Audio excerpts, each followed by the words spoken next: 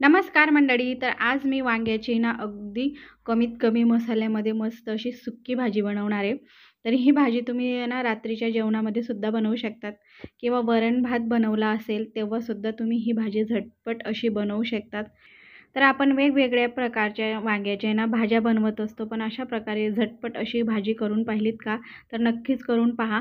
तर पटकन सुरू करूयात आपण ही आजची मस्त ही वांग्याची रेसिपीला. तर त्याआधी ज्या ताई माझ्या चॅनलवर नवीन असाल एक लाईक करा आणि आपल्या चॅनलला सबस्क्राईब देखील करा. तर पहा, वांग्याची भाजी बनवण्याकरिता अशा पद्धतीने हिरवी वांगी घेतलेली आहे. तर ही वांगी चवीला खूप छान असतात आणि गावरानी देखील असतात. तर आमच्याकडे सहसा हीच वांगी खाल्ली जातात. आता वांगी घेताना आपल्याला भरपूर अशी काटेरी वांगी घ्यायची आहे. म्हणजे काय होतं का, जेवढे आपल्या ह्या वांग्यांना काटे असतात ना, तेवढे आपले हे वांगे खूप जास्त मस्त असे चविष्ट लागतात. म्हणजे तुम्ही भाजी कशीही केली ना, तरीसुद्धा हे वांगे जेवढे आपले काटेरी असतील ना, तर तेवढी ही भाजी छान अशी मस्त चवीला लागते.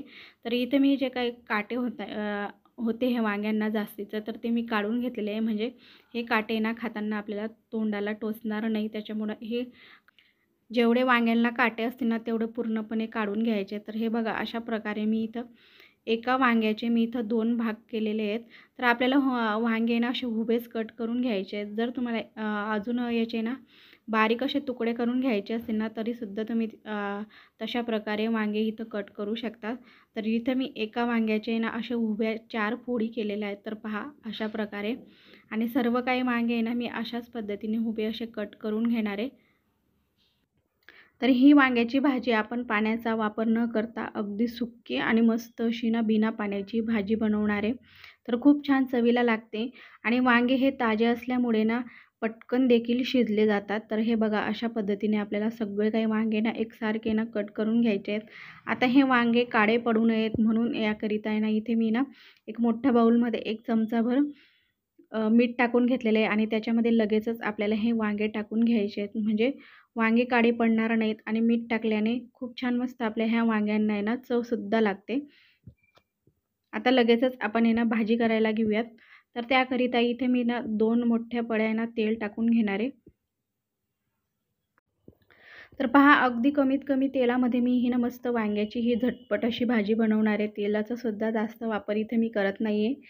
तर तेल आपलं छान असं गरम झालं ना, तर त्याच्यामध्ये मी अर्धा चमचा मोहरी आणि अर्धा चमचा जिरे टाकून घेतलेले आहे. छान असं मस्त तेलामध्ये व्यवस्थित असं फुलून आलं की लगेचच याच्यामध्ये ना मी अ, ठेचून घेतलेले लसूण आणि मिरचीची पेस्ट टाकून घेणार आहे.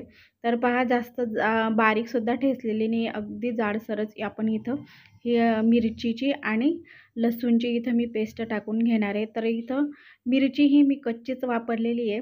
म्हणजे छान अशी आपल्या या तेलामध्ये ना मस्त अशी ही मिरचीसुद्धा तळून होते. त्याच्यामुळं मी इथं कच्च्या मिरचीचाच वापर केलेला आहे. तर हिरवी मिरची आणि लसूणचा जो काही कच्चेपणा आहे तो पूर्णपणे छान असा निघून झाला ना, लगेच आपल्याला पटकन इथे ना वांगे टाकून घ्यायचे आहेत. आणि सोबतच इथे मी ना जे आपल्याला भाजीला जेवढी हळद लागणार आहे ना, पाव चमचा, तर ते ती आत्ताच इथं मी टाकून घेणार आहे आणि सोबतच याच्यामध्ये मीठसुद्धा टाकून घेणार आहे. तर असं वांग्यांसोबत मीठ घातल्याने तर काय होईल की जे मीठ आहे तर ते वांग्यांमध्ये व्यवस्थित असं मुरलं जातं आणि अजूनच जास्त आपले हे वांगे आहे ना चविष्ट लागतात. त्याच्यामुळे ना जेव्हा आपण ह्या तेलामध्ये वांगे परतवू ना, तेव्हाच मिठाचा वापर करून घ्या. म्हणजे खूप छान मस्त असे चवीला लागतात. तर बघा, 1 ते 2 मिनिटं आहे ना मी छान असे हे वांगे ना ह्या तेलामध्ये ना परतवून घेतलेले आहेत. आता लगेचच याच्यामध्ये ना मी काही थोडेफार मसाले टाकून घेणार. जास्त मसाल्याचा इथे मी वापर करत नाही आहे.